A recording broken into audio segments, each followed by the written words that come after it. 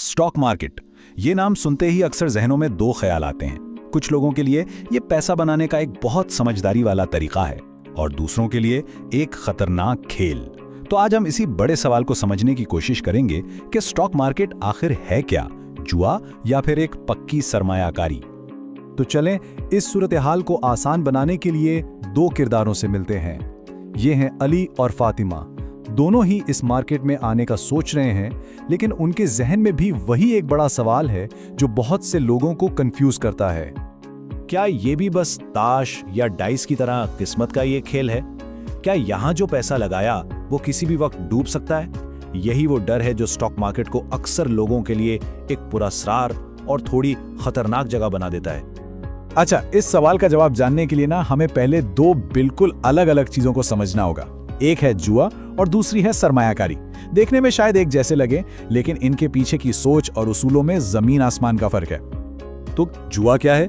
जैसा कि शायद अली सोच रहा है, ये पूरी तरह किस्मत पर होता है। यहाँ अगर एक जीतता है तो दूसरा हारता है, सीधा सीधा हिसाब, और इसमें किसी असल चीज की मिल्कियत भी नहीं होती। लेकिन दूसरी तरफ है सरमायाकारी, जो फातिमा का नजरिया है। ये असल में एक कारोबार में हिस्सेदारी है। यहाँ किसी कंपनी का मालिक बना जाता है और फैसले वो इल्म और रिसर्च की बुनियाद पर किए जाते हैं। तो फिर सवाल यह है कि लोग इसे जुआ कहते क्यों हैं? और यहीं पर इस पूरी गुफ्तगू का सबसे अहम नुक्ता सामने आता है। मसला मार्केट का है ही नहीं, बल्कि इसमें काम करने वाले इंसान के अपने रवैये का है। और यही वो बात है जो पूरी बहस का रुख बदल देती है। देखें, स्टॉक मार्केट खुद ना तो अच्छी है ना बुरी, वो तो बस एक प्लेटफॉर्म है, एक जरिया है। इसे जुआ बनाना या सरमायाकारी, ये काम तो इंसान का अपना रवैया करता है। चलें देखते हैं कि ये दोनों सोचें असल में नजर कैसी आती हैं। हम अली और फातिमा की मिसाल से ही समझेंगे कि एक ही मार्केट में दो लोग बिल्कुल अलग अलग नताइज कैसे हासिल कर सकते हैं। फातिमा सरमायाकारी का रास्ता चुनती है। वो किसी भी कंपनी में पैसा लगाने से पहले उसकी माली रिपोर्ट्स को देखती है, उसके पूरे बिजनेस मॉडल को समझती है और फिर लंबे अरसे के लिए उसमें हिस्सेदार बनती है। इसका मकसद फौरी मुनाफा नहीं, बल्कि कंपनी की तरक्की के साथ साथ अपनी दौलत को बढ़ाना है। दूसरी तरफ अली का रवैया बिल्कुल मुख्तलिफ है। वो अफवाहों पर चलता है। सुना है आज कीमत ऊपर जाएगी तो खरीद लिया, लगता है कल गिर जाएगी तो फौरन बेच दिया। इसकी सारी तवज्जो रोज की कीमतों के उतार चढ़ाव पर है, कंपनी के असल कारोबार पर नहीं है। तो इस सारी बातचीत का निचोड़ क्या निकला?